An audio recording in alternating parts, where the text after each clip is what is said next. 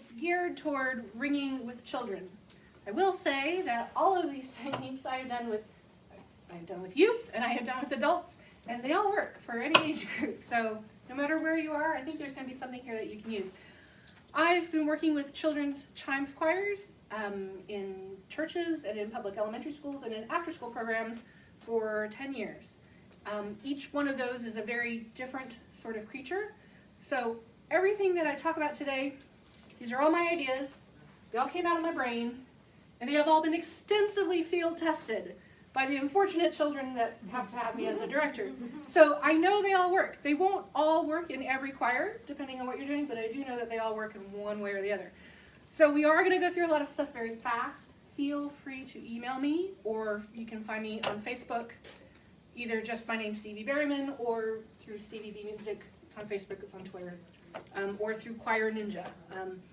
Team Handbell, there's a Facebook group called Team Handbell. I moderate that group.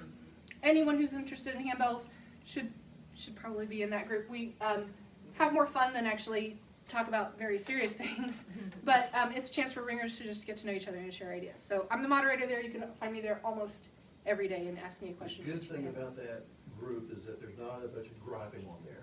There is no griping. We're all having fun. The difference between it and there are a lot of handbell groups. There are several. The difference is that this one is moderated, meaning you don't get to post whatever crap you want because I will delete it. So it's called Team Handbell. Team Handbell on Facebook. You don't get to post all your concert stuff. There's only specific days that I'll let that nonsense go because nobody cares. Sorry, nobody cares about your concert, so we're not going to put it on the site. There are other places to put that stuff, and there's no negative posting, there's no complaining, there's nothing like that, because like I said, I'll delete it. I do moderate that group very closely, and it's not just to post what you want. So it's a nice, safe place to have fun with your handbell friends. All right. So this is a track that I teach. So it's 4 hours of information. We're going to cover what we can in 60 minutes. So to give you the very most important thing right up front, I need you to repeat after me. If you get nothing else, this is what you need to get. Okay, children are not short adults. All right, let's try that all together. Okay, children are not short adults. Right, we do stuff with adults all the time. There are way more adult bell choirs than children's bell choirs, and we just take what we do with adults and we go, okay, we'll do the same with children because they're playing the same instrument. They're just a little shorter. And it's just wrong. It's wrong in so many ways. We don't do that in anything else. My daughter plays violin. I play violin. My daughter is 12. Guess what? Our violins are not the same. And we do not learn the same way. Children learn differently. They ring differently. They process information differently, and they remember things differently. They are their own species. So if you will let the idea that they're their own creature, they're not just short adults, if you'll let that inform everything that you do, from the way you welcome them into rehearsal to the way you program what you're going to perform, it will affect everything. It will affect everything. From the way you teach any technique, right? If you're doing chimes, you're doing a vibrato, right? This is a little finger touch on the side. That's a nice, easy technique. That's easy for us because we're adults. Well, children, their hands are smaller and their arms are shorter. So if you're going to teach a technique, try yourself something 2 octaves lower. Pick up this chime and now tell me what you have to do to make a successful vibrato. Okay? If you're going to teach a table technique like martellato, we can do that. All right, before you try to teach that to kids, practice doing it sitting at a chair. So instead of the table being here in front of you, the table's up here because that's their reality. All right? Keep in mind that they're different than you in everything that you do. So test it out. Try it, try to make it a little more accessible for them. For some reason, I've never seen a class on how do you teach these techniques to children. And everything I do, I just learn by trial and error. But just let that inform everything, and you're going to be okay. Realize that's the most important thing to keep in mind. All right, if you can do that, you will be a rock star. And because children are worth it. It's going to take you more time to work with kids than it will with adults. It's going to take you a lot more time. And it's going to be a lot more work. but they're absolutely worth it. Whatever you put in to your children's group, you will get back out. I promise. There's this wonderful quote that I love that says that the fact that children can make beautiful music is less significant than the fact that music can make beautiful children. Mm-hmm. So we're going to talk about making some beautiful children. And I've taught variations of this class a lot of times, but before I taught it the very first time, I went to some experts and asked their advice. I asked all the kids in my chimes choirs and told them I was going to be teaching a workshop. I said, what do you think grown-ups need to know about ringing with children? What do you want me to tell them? Okay, and here are their answers. All right. Oh, yep. Okay, StevieBmusic.com. That's my website. There is a page there called Beekeepers. The keepers are class downloads. You're welcome to download anything there. The class downloads in particular that you want, you'll see listed for Small Hands Big Fun is usually the name of this class. So on that, there's a download for you called What to Do in Your First 3 Rehearsals. It's exactly what it says on the tin. It's how to get from welcome to chimes to ringing actual sheet music in 3 rehearsals. Okay. The next one that you really need to look for is called the Pitfalls and the Props. That is a list of all the toys, well, a lot of the toys and games that I use and exactly what specific problem they address. So if you are having trouble ringing chords in unison, well, here's the game that you use to teach that. If you're having trouble with dynamics, here's how you fix it. Okay. And these are all play-based approaches to teaching technique and skills instead of going, that was wrong, let's do it again. Right? Because that always works so well with kids. All right. All right, so I said, this is what you need to tell all the grown-ups. Make everything fun. This was our first answer. Make everything fun. And this is great that this is the first answer because as directors, you guys need to keep in mind the car question. The car question. At the end of your rehearsal, the little darlings are going to walk out the door. Mom and Dad's going to pick them up. The kid's going to get in the car, and Mom's going to say, well, did you ring with musical maturity today? Did you authentically interpret the composer's intent? No, they're not going to ask that. They're never going to ask the questions we wish they would ask. They're going to say, did you have fun? Right? And if your kid can't answer yes, then your child is not going to come back the next week. So make everything fun. Second thing, pick cool music. All right, music selection for this age is so important. And I want you to get past the idea that if it says level 1 and it's liturgically compatible, then that means it's good music to pick. Level 1 music, the way we level music, I don't even get it sometimes. Level 1 music is not always easy to play. Lots of times things that are marked level 1 have a single note melody line. That's what your treble is doing, and your bass clef is ringing whole notes. Right? The 2 hardest things to do in music are ring whole notes, believe it or not, and to ring a single note melody line. If you're playing a single note line, there's no reinforcement. There's no reinforcement that you're doing it right. If you're in a vocal choir, you've got all the other kids who are singing with you, so you know you're in the right spot. In bells, we don't get that. Okay, so anytime you have something where it's just a single line, it makes it very, very difficult and very, very scary. Because being lost and being uncertain, that's the top childhood fear. Being lost, not knowing if you're in the right spot, right?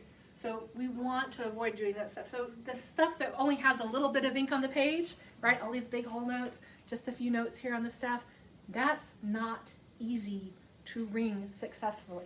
For that to be correct, everyone pretty much has to be perfect. And that's not likely to happen. So real quick, pick up a bell. Any black-handled bell will work. Any black-handled bell. And I'm going to prove to you that whole notes are the hardest thing to ring. We're going to ring quarter notes first, though. Just ring quarter notes. Ready, go.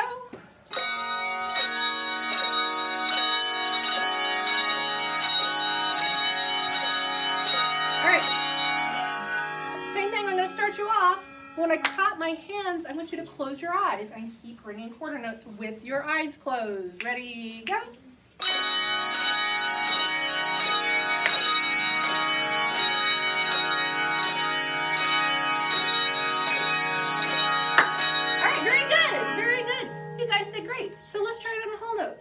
ring whole notes with me? Ready, go.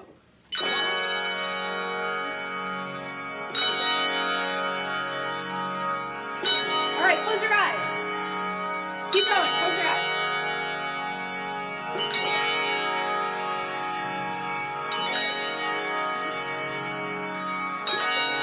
Yeah, okay. It gets bad and then it gets worse. And it gets worse really, really fast. Why is that? Everybody tries to compensate for what they heard. Right. And you all have a different internal rhythm. And when it's not pulsing all together and it's just ring and wait, guess what? Your own heartbeat is going to determine how fast that beat counts in your head. You can go ahead and sit. So whole notes are hard. They're tough. And especially if you've got a poor bass line where they've got 16 measures of ringing whole notes, that's not easy to ring. So what you do look for, you look for things that are unirhythmic. All right? It's not boring. It's fine. It's music, but it's music that's in unison, where you are playing the same rhythm at the same time. You look for big, fat, thick chords. The more the better. Stack those notes up. Look for quarter notes. Not eighth notes, but quarter notes. So the more black ink on the page, probably the better it is. All right? And you want something that's at a moderate to quick tempo, because kids are going to ring at heartbeat tempo. That's where we are. That's where they're the most comfortable. They may start learning a song very slowly, but you will never get them to perform something at 60 beats a minute. It's not going to happen. They're going to just naturally want to go faster. And you can either fight that, or you can go with it and use it to your advantage. Well, we want kids to be successful, so let's go for it. Pick stuff that's fast. It's easier to ring fast than it is to ring slowly. If you can find something that has minimum bell changes until they're more comfortable and a little more advanced, that's great. Appropriate use of special effects, right? There's a lot we could talk about appropriate special effects, but I'll just leave it at that. Appropriate use of special effects, because they really do like those. And if you can find all of those things wrapped up in a minor key, then that's golden. They love the stuff that sounds spooky and creepy. Why kids love minor music, I don't know, but they do. That's their favorite stuff to ring. So that's what you need to look for cool music. Add other instruments. Number one thing that you can add quite easily is percussion. Even if you don't have a budget, you've got bell cases, you've got tables, you've got music stands, all of these things are percussion instruments, right? It's even better if you have a helper in your choir, either another adult or a youth. Instead of having them fill in a part or something, give them a drum, give them something where they can keep a steady metronome beat, right? I don't want you to put a metronome in the room, but having a real live human doing the beat with you will do wonderful things for your choir. Does a lot of things. For one, it makes the child listen to something other than their own ringing. We get very isolated as bell ringers. We hear our own notes, and we hear the ones on either side of us, but that's it. Having a drum beat that's coming from another part of the room automatically broadens up the field of what they're hearing, because they're listening for this other thing. It helps them to hear the beat, to internalize it. So they're going to be a lot steadier. And it gives them that reinforcement that, yes, I am indeed playing on the right beat. Even if I'm the only one playing, you've got it reinforced that you did it correctly. So all of those things are great reasons to put something in your classroom where you can have some kind of beat going on. And kids love to take a break from their chimes and get a turn on the djembe, or get a turn on the tambourine, or the finger cymbals, or whatever you have. They love that. There's nothing wrong with playing through a song with a hole on the table because that kid is filling in a percussion instrument. Guess what? If you have 11 kids in your choir and you have a pair of finger cymbals that they can do with it, your kids will happily play the same song 11 times so that they all get a turn on the finger cymbals. And yeah, they sat out one of those times, but guess what? Every kid in that room played that song 10 times. And sometimes you just have to drill a piece. But if you will do that, and that's your little carrot, well, you get to fill in this, and that's fine. There's nothing wrong with doing that. I will say, there's lots of free stuff you can bang on and make a noise. Don't buy kid instruments for your percussion instruments. Don't invest money in something that sounds like crap. Right? Real percussion instruments are not that expensive. You can get something that sounds good fairly inexpensively. You honestly can. Don't, if it's going to sound bad anyway, at least don't spend money on it. Bang on a bell case. You you can make a great sound with some upside down waste baskets. So look there first instead of going, I'm going to go buy this pack of kids' instruments. They sound so awful. So avoid those. But yes? I use a variation on that. Instead of a percussion instrument, I let each child direct and I ring their bells. We do that a lot. It's, what do we call it? Switch off. So it's a game that we play sometimes when we need to repeat a piece over and over. I pick a child and they get to switch positions with anybody that they want on the table, and they ring their part. They also may switch positions with me. So if they want to come direct, I go ring their part. Otherwise, they can, if they want a shot at the treble or the bass or whatever, they can do that. All right. Fourth thing, add extra performances. This one actually caught me off guard. I was surprised to hear it, but I really shouldn't have been.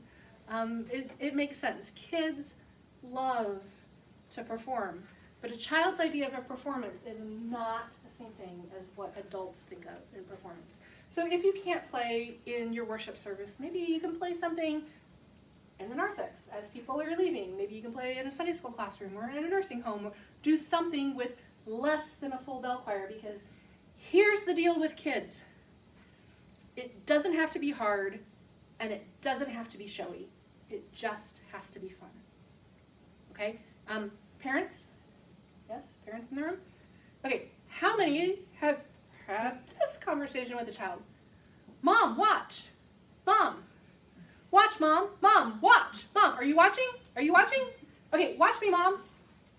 All right, so you watch the somersault or the cannonball or the balancing the pencil on the nose or whatever's going on. You watch them. What's the very next thing they're going to say after they have your attention? Did you see it? Did you see it? Did you see it? Maybe. Did You might have more skilled children than I have. Wasn't that cool? My kids, the very next thing they said is, oops, I messed up. Let me do it again. Are you watching now? Right? Oops, I messed up. That's like always the next thing that they say. Here's the great thing about that. There's no value judgment implicit in that. The kid doesn't care that they dropped the pencil and it didn't stay on their nose. They don't care. Because adults, we're the ones that put value into something like, I messed up my performance. We're the ones that will get embarrassed or feel like we failed or let somebody down. Kids don't do that. They are not wired the same way, okay? So it doesn't have to be perfect or even that good for it to be fun, okay? If your children are having fun ringing, then your audience, whoever they are going to have fun listening. All right, so think of all the music videos that you see shared online, all the singing videos. Which are the ones that are shared? Which are the ones that go viral? Ones with the kids. Yeah. Ones with the kids, like Vienna Boys Choir kids? No. Individual kids. There's one going on right now that's like everywhere right now. It's this little blonde, curly-haired girl, and it's like a preschool group, and they're singing to Moana, right? Right? I've seen it. Okay, so you know the girl I'm talking about. Yes! That one. It's all these little 4-year-olds, and there's this one child who is emoting so hard she's about to bust through the stage. She's going like this as she's singing. And you can't even hear the kids over the recording. You just hear the tape. But this girl is giving it everything she's got, and it's probably good that you can't hear it. I'm sure it sounds awful. But everyone is in love with this child because she is having the time of her life. All right? And that video gets shared because it makes us happy. It makes us happy. That's what people like, and that's what they connect to, are the things that make them happy. So we need more performances that are about making our audience happy and less performances that are about making us look good. Right? Ouch. Right? As directors, we tend to be way too concerned about performances that make us look good. We don't want the kids to mess up, not because it's going to crush their spirits, but because of how it makes us look. Right? I know, that's hard. That's hard for me too. But kids, they just want to perform. So find an opportunity. Like I said, it doesn't have to be hard. And it doesn't even have to be good. It just has to be something that they love to do. And I promise your audience is going to love seeing it as well. It really is that simple. All right. 5. Let the kids pick the songs sometimes. Now, the child who suggested this doesn't even realize why this is such great advice. Now, she said this because clearly I let kids sometimes pick the songs. What I would do is I'd pick 2 or 3 songs. It's important that they're all good choices. I don't set kids up to fail. I don't give them 3 songs hoping that they're going to pick the right one. They're all right songs, okay? But we will sight read them all together then. So if you're doing this, that means you get a rehearsal where you're really just practicing sight reading. They don't have to know that. But they're not reading marked music. You're not going to take time to mark music when you don't know if you're going to play it yet. You don't need it marked. You know your notes. Just that's your space, that's your line. You're good. You don't need me to circle anything. We're just sight reading, right? We're all going to make mistakes. It's okay. It's just sight reading. So you get to practice sight reading. They get to practice reading music without having anything marked, okay? And it also does that thing where it expands what they're listening for. Because instead of just concentrating on their part, they're going to want to hear what the whole piece sounds like. So it kind of opens that up to them experiencing the music as an entire piece instead of just their own notes. So it does all those things that are good for the kids. Now what makes it good for you is the fact that once they vote on it, they've got ownership of this piece. And it really cuts down on any potential of a kid going, I don't like this piece, and whining about it a few weeks later because you voted on it as a group.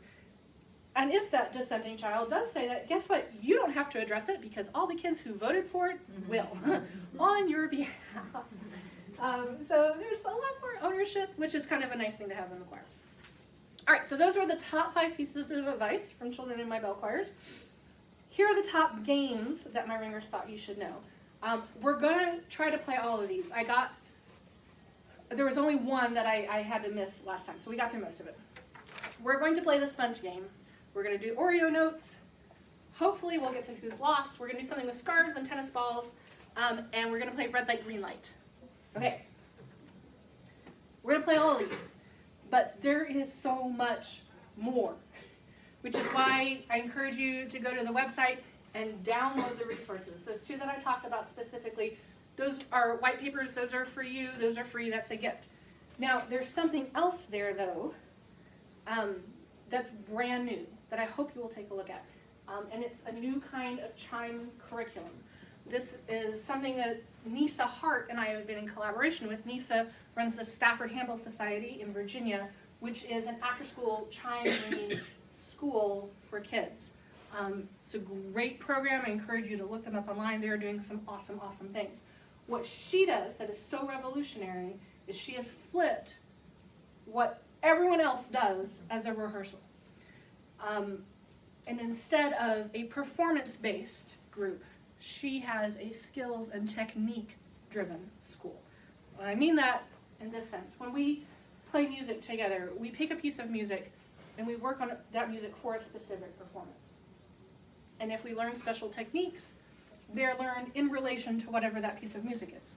We're not going to work on tower swings if there are no tower swings in our piece of music.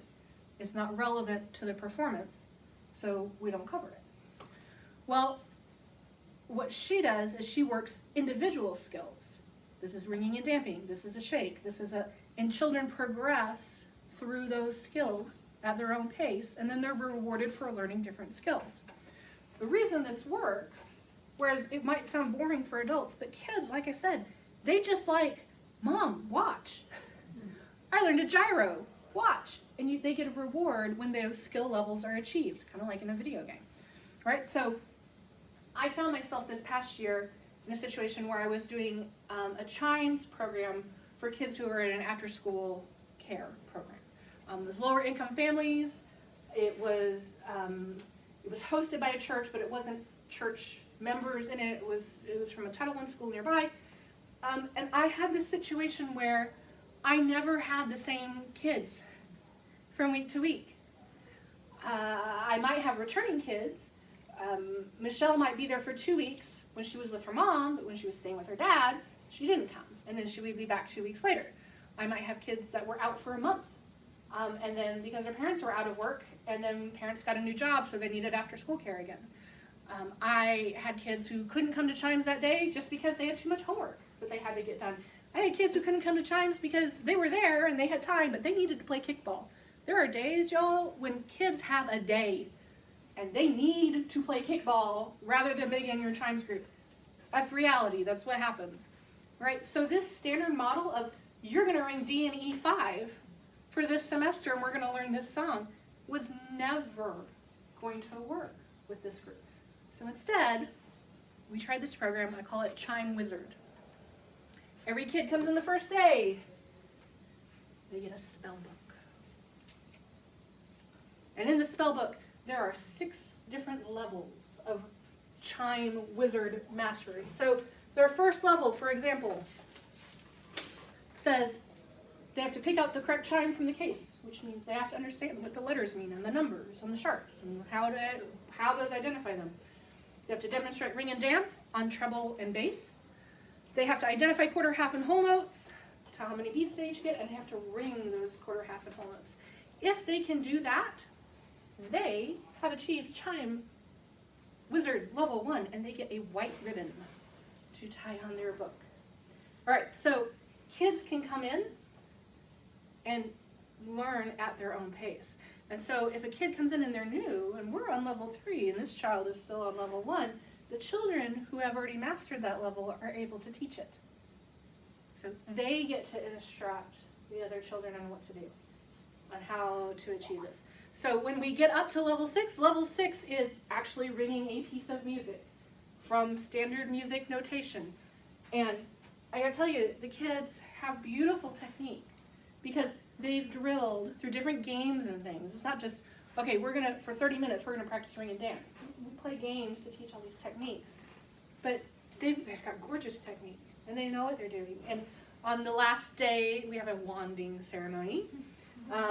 And as chime wizards, they get magic wands that they get to take with them, and there's a certificate, and we invite their parents to come, and it's just a chance to share what we have learned. It's not, they will play a piece for music, but it's not really about that piece. It's about all the skills that went in to learning it. So this is a brand new thing, and the curriculum is on my site right now. It's kind of in the beta test mode, so you can download it. I should have flipped my page. You can download it right now. If you use the promo code AREA6, all capital letters, AREA 6, you can get the price for $15. Only until July 1st. Then it's coming down so I can make any changes that need to be made to it before I do a full launch. You guys, this conference is the only one that's getting this test price for $15. Otherwise, I think the price goes up to $89 when it's officially released. And Nisa and I will be releasing this together in conjunction. Her theme, it's the same kind of idea. Her theme is a martial arts theme. Her students earn different colored belts as they work to getting their black belt. So they're fun themes either way, whichever way you want to go. But the curriculum has the teacher's guide. It actually has 2 pieces of music. It tells you how to teach everything. It takes, the certificates are a PDF for you to print. The invitations are a PDF to print. There are instructions if you want to make magic wands. There are instructions on how to do it. So, it's all in there. I only ask that if you do want to take advantage of this, please, 1, don't share it, because like I said, I'm trying to keep this just here. But 2, if you could give me some feedback on it, I would really appreciate having your feedback. I think I fixed all my typos, but I know what I'm trying to say. So I need to make sure it makes sense to somebody who doesn't know what I'm trying to say. So if you have any feedback for me, good or bad, that would be a gift that we would gratefully receive. All right, moving on. We're going to go to the games. I don't normally do this, but they left me in here for an hour unsupervised, and there were markers. Not my fault. Okay. So I'm going to start with the Oreo notes because it kind of takes the longest. If you do this the way I tell you to do this, prepare to become a legend. It's going to happen. You can't prevent it. So, take it in stride. They will ask this for every single year for the rest of your life. You will be asked to do this. And I'm going to teach you the same way I would teach a group of children. You are free to respond if you choose, as if you were a group of children. I do this once a year. The parents get a heads up that it's coming. They know what it's about, but it's a secret for the children. Now I'm going to start teaching, but I need it to be really quiet. So if you start talking, you have to stop teaching. And you really don't want me to stop teaching this lesson.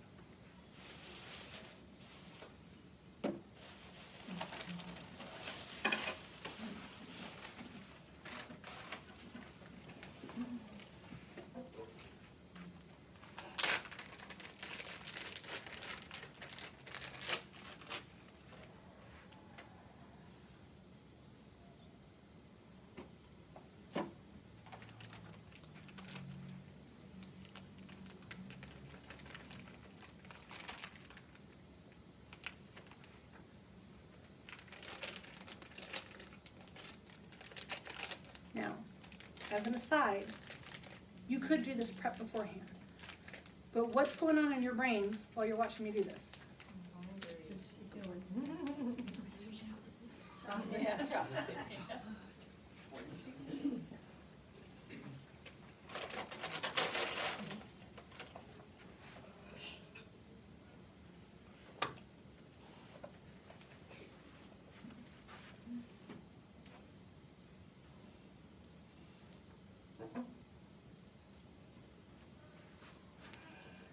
Could somebody raise their hand and tell me what that is? What is it? It's a quarter note. How many beats does a quarter note get? 1.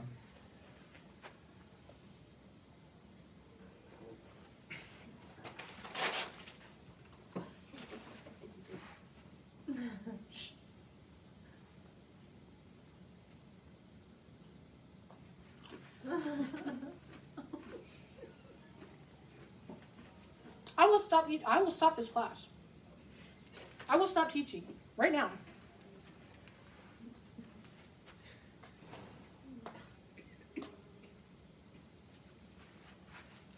Raise your hand. What do I have? It's a whole note.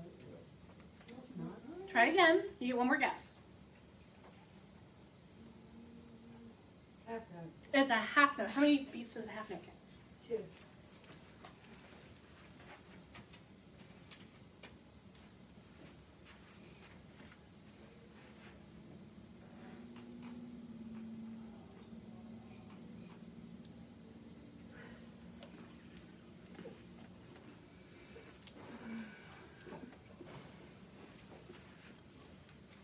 And this one. What do we have? It's a full note. We have a whole note, which gets? 4. Okay, so in this lesson, what is the most important thing that I did? I ate the cookie! That is exactly the right answer. If you do this, you have to eat the cookie. All right, because when a teacher eats in front of a student, something happens and kids' brains explode. Like right! Their whole brain is consumed with like bees in a jar going, oh my gosh, my teacher ate a cookie. She ate a cookie. Does everyone get a cookie? If I don't get a cookie, it's not fair. Does everyone get a cookie? I can't believe she ate a cookie. Where's my cookie? And when your back is turned, you're going to feel like laser beams boring to the back of your neck. And the kids will be so silent, you're going to think they've stopped breathing. Like they will be that quiet, trying to figure out, oh, what's she going to do? So yes, you have to, and I'm sorry if you have diabetes, you have to eat the cookie anyway. There's like celiac versions of Oreos. You gotta, because that's the most important part of this is eat the cookie. All right, so from here there are different versions that you can do depending on how you want to teach music theory. I actually came up with this because I needed a way to teach the concept of eighth notes. So they get that this cookie, it's the exact same amount of cookie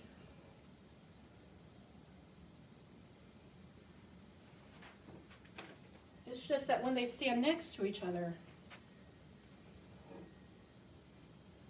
they hold hands. Okay? But this and this is still one, right? Same amount of cookie. And kids get that concept. So you can take this further. Of course you can take it further, right?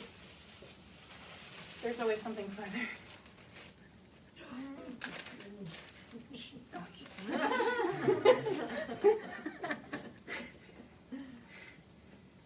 I haven't tried it to be sure, but you could probably walk out of the room for 10 minutes and they would stay silent. All right, so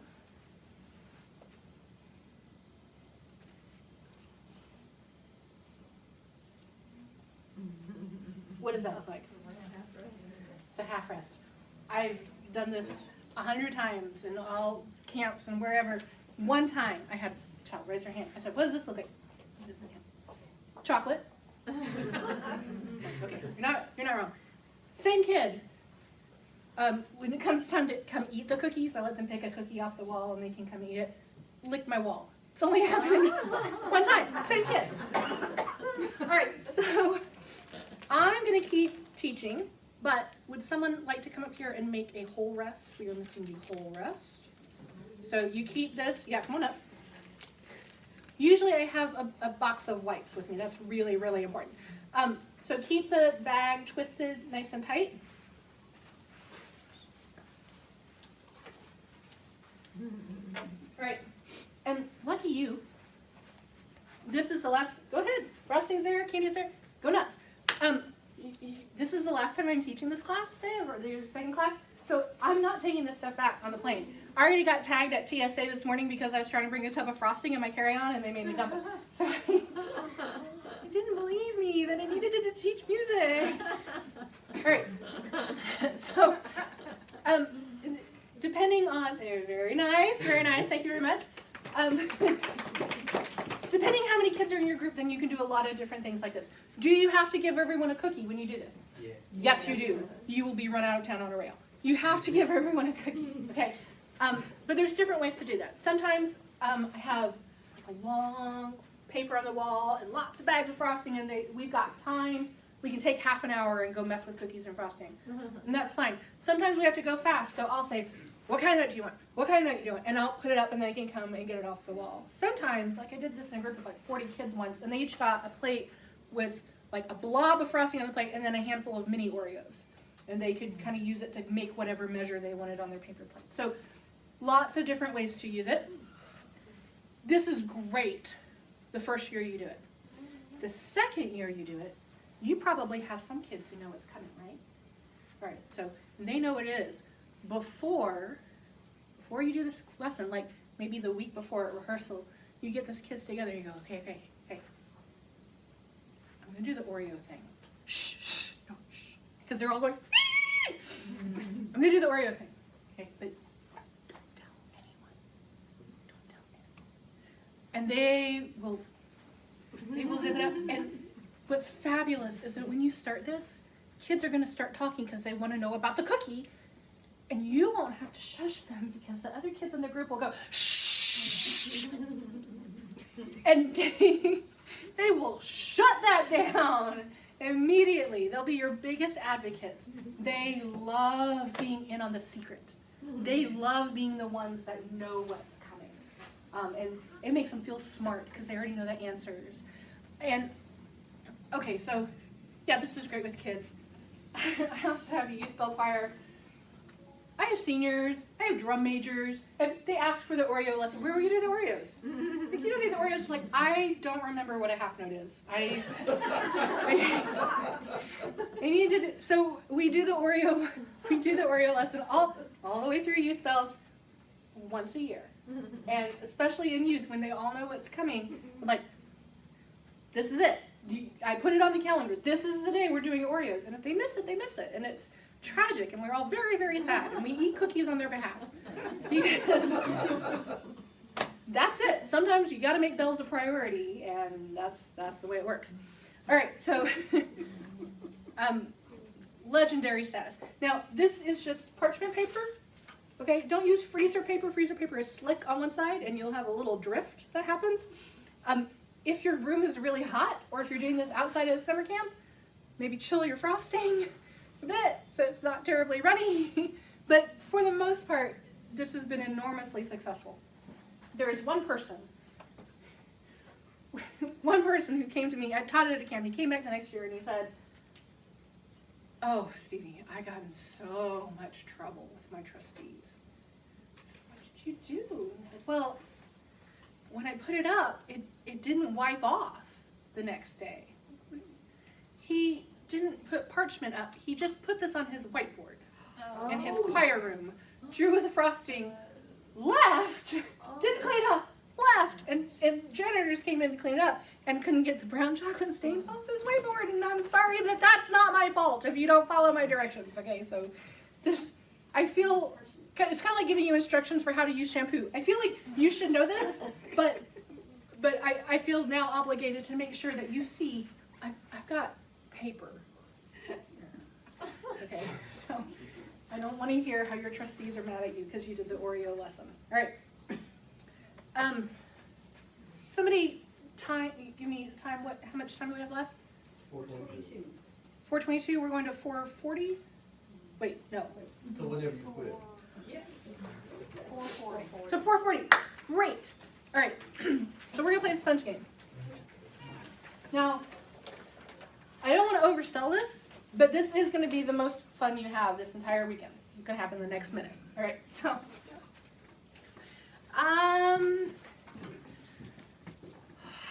there are a lot of people. Why weren't you here in the first one? We had 4 people in the last one. All right.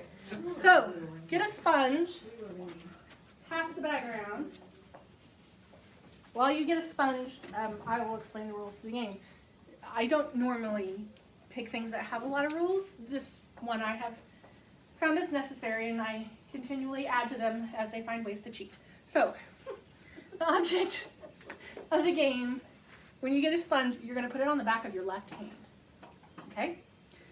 And once everyone gets a sponge, you're going to have to stand up, because this is a walk around the room kind of game. We may go out into the hall, because there are a lot of us. Okay. So the idea is to walk around and keep this sponge on the back of your hand. That's your job. Can I have somebody with a sponge who would come up here with me real quick? Come on, come. Quick. What's your name? Brendan. Okay, so Brendan and I are both playing the sponge game. We're both nicely balancing our sponges. See us walk around? Now, you have one other task, and that's to go like that and knock his sponge off. Now, there are rules to this, Brendan. Don't go crazy. The first rule is that the only way to dislodge a sponge is up from underneath. That's it. Pop from underneath. We in handbells are going to talk a lot about the up. We're going to talk about that some more later. But up is, in handbells, is the equivalent of breath in choir or prep in band. When you ring a handbell, the first direction is not down. It is not out. The first direction is up. It's little, but it's there. And if it's not, then I'm going to tell you right now, you're not ringing your chords together. If your chords aren't striking in unison, it's because you don't have an up. All right, it's that up. So we come up from underneath. You just balance. You don't get to guard with your other hand. You don't get to go like this, right? Do not do this. This is not clever. This is, somebody's going to come up and go, all right, don't do that. Do not do this. This is clever, but it's just outright cheating. Okay, you cannot do this. Now, let's see. Brenda's a little taller than I am. So one of you, someone in here is going to be really, really tall and can go like this. You know what? You're going to be awesome at this game. That's great. Good for you, because that's going to be really hard to beat you. You guys, we're different sizes, and how tall you are affects how you ring. If you're a lot shorter, you have to get your bells up a lot higher off the table. If you're much taller, you may have to bring bells so that you're ringing in the same general space. Well, it's the same way of playing the sponge game. Sooner or later, you know, you're going to have to accommodate in some way because of your height. Now, let's say Brendan knocks my sponge off my hand. Oh no, I lost my sponge. What happens? What does that mean? You lose. Wrong. Pick it up and put it back on. Pick it up and put it back on. If I am out and I'm not playing the game and I'm not learning the skill that I'm trying to teach my kids, What if I? nobody's out. So, if the sponge falls, you get back in the game.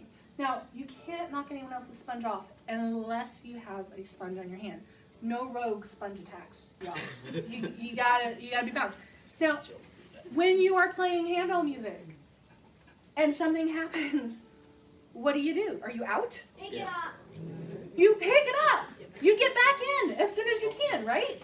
As soon as you can. Do you get mad about it? No, you don't. Do you go, that wasn't fair? Hopefully not. Hopefully not. Hopefully we don't have any of that in this game either. Okay? So, up. That's it. No overhand grabs, no grabbing the arm, no full body tackles, no body checking. I think I've covered everything they've tried to do. All right, so as soon as you stand up and you have a sponge in your hand, the game begins.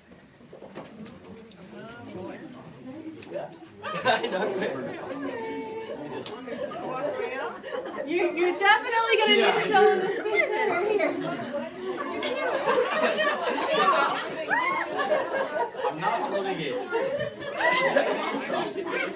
Somebody, you guys need to come in and fill those.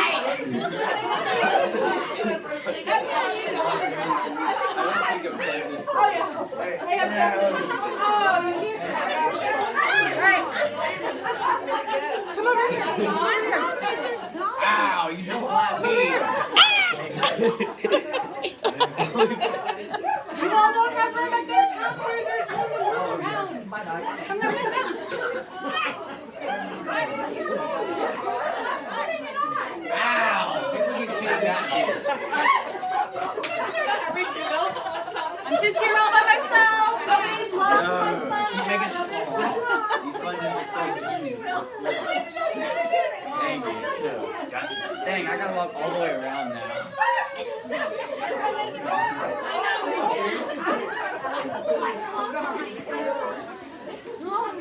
You know what actually works a lot? And it's kind of fun. Lots of times you can just go, you can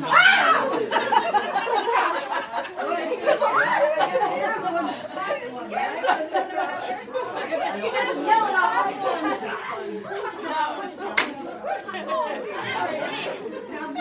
A lot more difficult than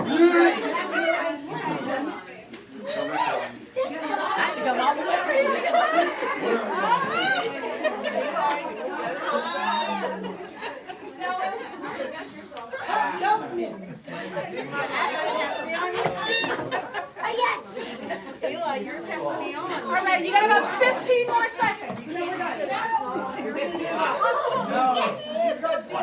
Hey, you got But you have to be on your feet.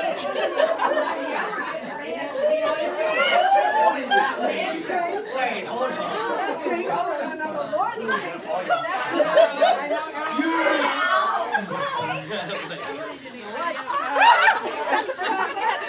I said it's the sneak attack. Lenny's cheating.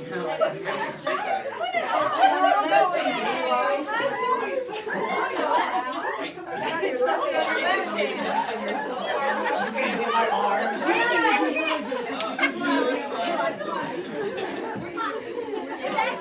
Alright.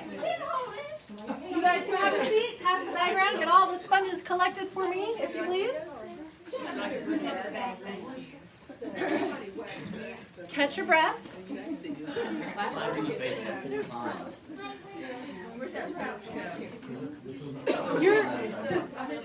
Your riverboat cruise may get rained out by Cindy, but it doesn't matter because it won't be any more fun than what she just did with sponge game. All right, so what did you have to do to be good at this game?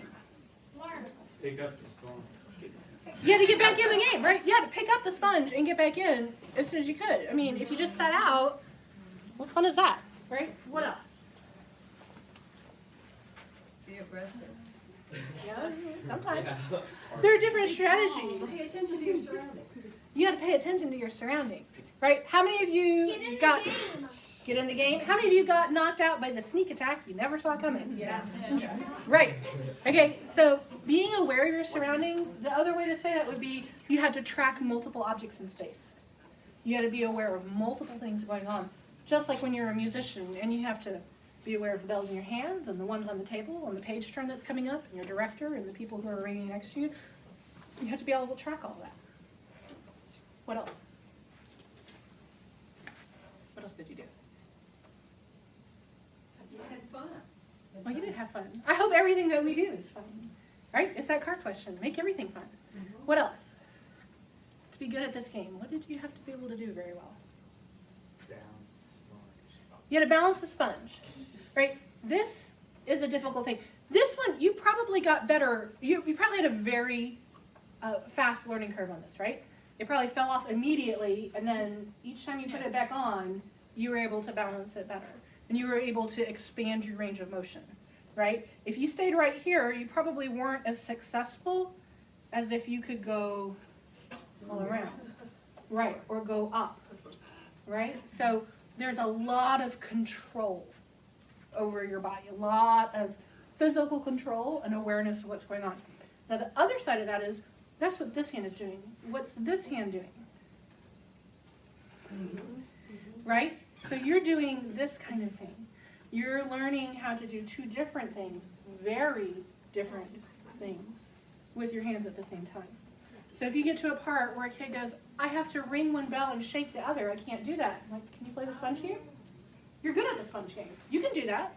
Yeah, you're going to have to think about it for a minute, and I'll let you practice it. We'll all practice that together. Don't ever single out one child for one technique. If a child needs to practice a shake, all the children practice a shake. That's how that works, okay? Right, so you practice doing it, but you remind them, you can play the sponge game really well. You already know how to do two different things at the same time. What else?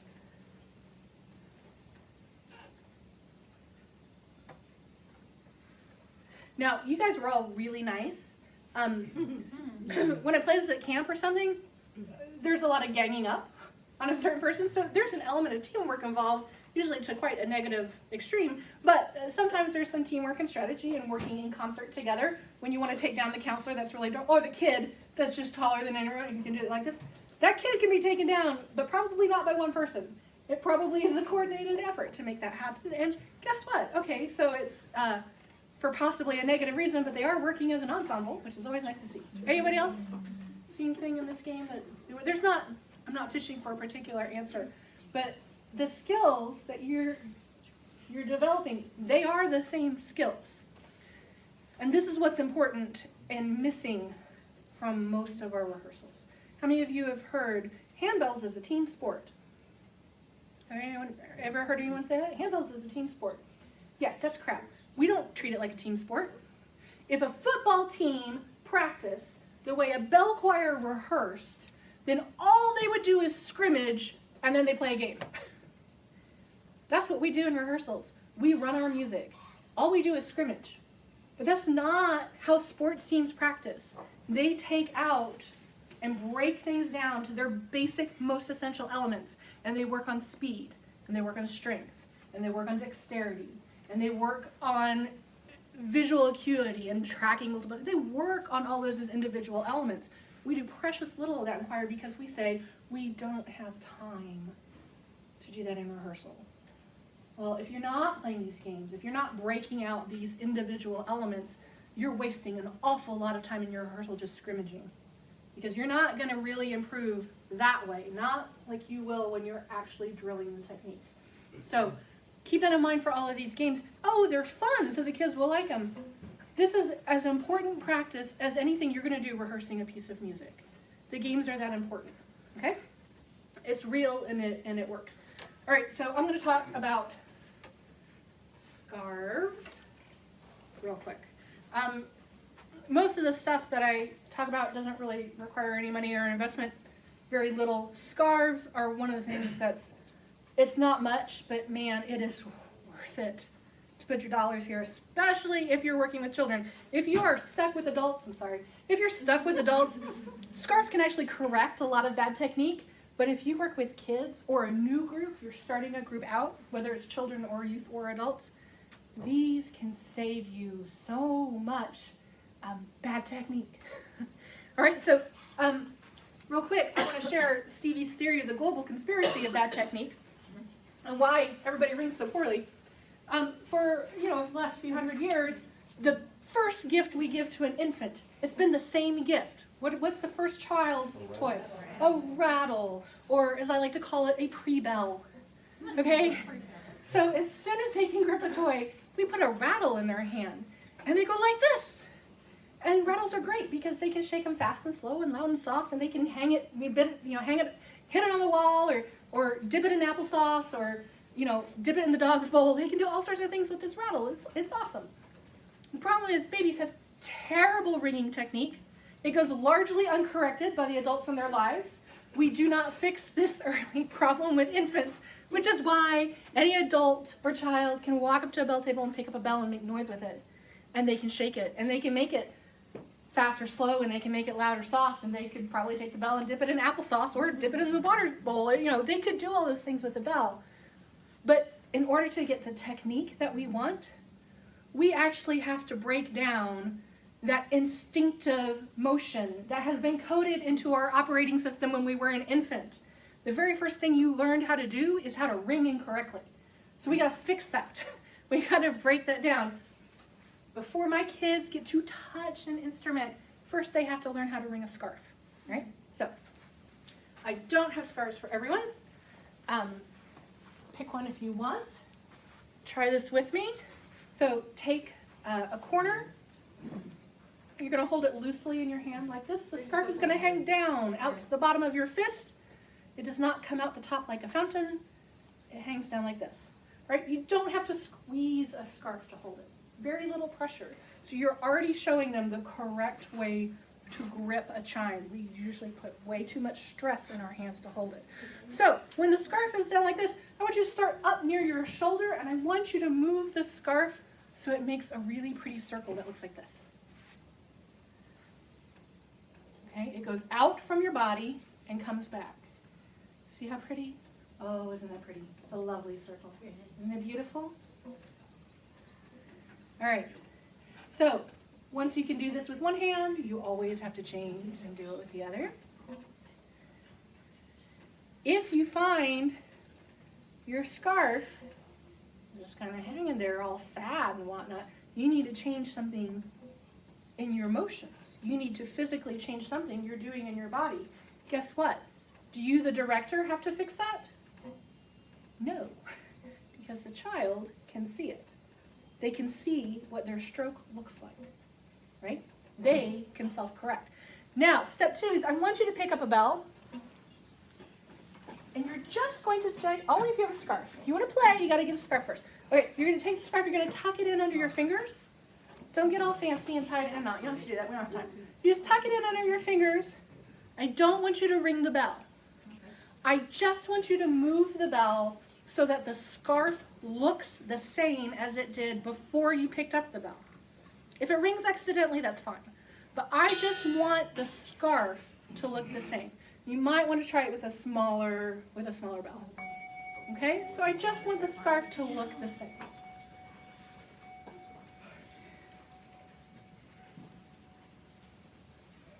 Okay?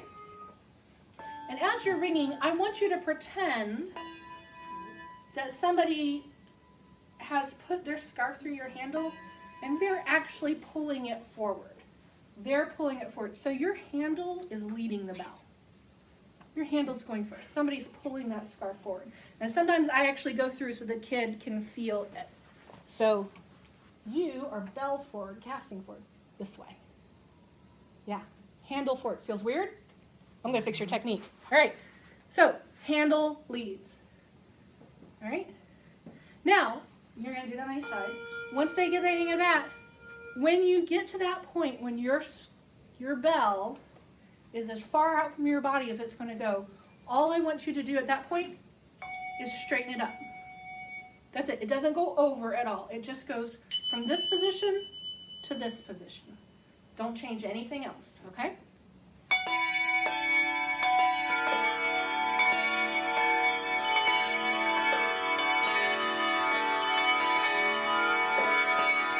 All right, so look at their arm circles. Are those gorgeous? Those beautiful arm circles. All right, so if you have someone in your choir who rings like this, you don't have to tell them that they're doing it wrong. You just have to ask them to get a scarf and put it with it, and then they can see it. Now, you can always pull that back. If those circles are too big because you're ringing something faster or there's a certain attack that you want, that's fine. You can pull that back anytime. That's easy. But getting from this to this is a very hard road to go. All right, so go ahead and sit. Give you another break real quick. Here's why this is important, and here's why it works extremely well. My kids who do this have gorgeous technique. They don't do this because because when they learn with the scarf, they are concentrating exclusively on the motion. If they start with a chime or a bell, then they are listening to see if it sounded. And if it rang, then they did it right. And if it didn't ring, they did it wrong. It's a binary for them. It made a sound, I must be ringing right. There are a lot of incorrect or poor technique versions of making a sound with a bell. We all know that, okay? Just because it made a sound didn't really mean you rang it in the right way. So this way, they have the technique, and they know first, primarily, to evaluate by how it looks. If you can get it to look the way you want, it's going to sound the way you want it to sound, right? So from the time they pick up a bell, they're going to have gorgeous, full extension, big circles. And if they ever slip into bad habits, just pull the scarves back out. Or maybe it's a passage of long legato notes and it's really connected. And you're like, man, I really want to see this big extension. I'm going to pull the scarves out. See how big you can make these circles. Just for fun, see how big you can make them. And it will fix everything. And once again, children can self-correct because they can see exactly what their stroke looks like. Lots of times, you tell a ringer, and this is not dependent on age, all ages do this, you say, I need you to make circles, and they'll say, that's what I'm doing. No, no, I'm doing exactly what you say. And they're like this, right? So the scarf is a way, it's no harm, it's no foul, they can fix it themselves. Okay? What's my time? How much time do I have left? 4:43. Of course. Oh, we're already done? We're done. Oh, okay. All right, I'm going to do one thing real short because this is how you teach technique. We're going to play red light, green light. Red means, green means, yellow means, well, in Texas it means speed up. But for purposes right now, we're going to say it means slow down. So when I hook up the sign, you do that thing with your bell. We're not actually going to ring through this. I'm just going to explain why this works. So this works on damping. You put this up, they're supposed to damp as quickly as possible. So they work on watching you, and then you can hear the correct damp. If you damp incorrectly, you get that obnoxious overtone, right? That's a very easy thing to do, especially if you're a child and you're ringing like a chime. It won't have an overtone, but it won't completely damp because lots of times the chimes are so big that it extends past their shoulder. Damping chimes for kids is a really hard thing to do, so we work on it. Now, green can mean fast and yellow can mean slow, or green can mean ring normally and yellow can mean shake, or yellow could mean vibrato, or whatever skill you want to drill, that's what you can assign the different colors to mean. Now, here's the thing. As long as you keep letting kids come up and have a turn holding up the cards for red light, green light, they will play this game happily for, I don't know, probably a week. Solid, without a break or eating. Like, they will do this forever, and you have now inserted 1,000 times of doing the appropriate, correct technique into your rehearsal. Well, they were just playing a warm-up game in their heads. They don't even realize the significance of the time spent drilling these techniques over and over. And it helps them to watch. It helps them to listen to each other because they want to point out when somebody's doing something wrong, right? And this is just a yellow square with a green circle on top of it. If you don't want to make this on your own, though, you can actually download this picture from Stevie B Music. Get them laminated because you're going to use them forever, and the kids will, tear them up otherwise. But of all the cheap games that I have that work and can drill anything, this is by far the most versatile. You must have the colors. You cannot just verbally say red light, green light. Why not? They gotta look. Well, that's true, but why else? The physically active itself. They won't hear you. Ask me how I know this. Right? I told you, I came up with all these. They didn't all work right out of the gate. A lot of these have been adapted over many years. You just can't shout that loud of a room going, like if you're working on a shake, they're never going to hear you. So yes, don't think, oh, I'll just say. No, you need the pictures to do it. Okay, here's what we didn't get to. We didn't get to bounce tennis balls. Aw, everybody be sad because that's really fun.